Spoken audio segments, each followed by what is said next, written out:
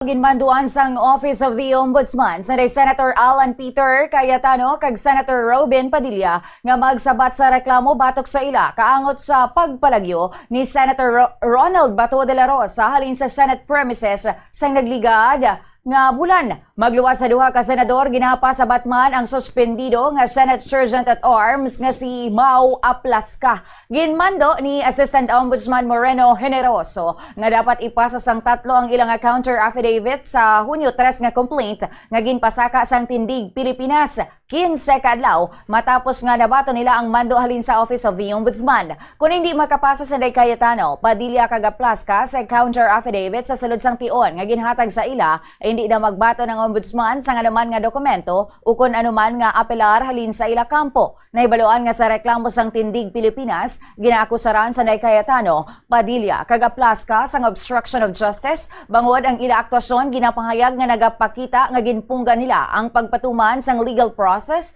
kag performance ng legal functions. Matandaan nga may arrest warrant na kay Bato de la Rosa halin sa International Criminal Court nga gin-unseal o kung ginpakita sa publiko sang Mayo apang pagkatapos adto ginpaidalom siya sang Senado sa protective custody. Sang among ation, si Cayetano ang nagapungko nga Senate President.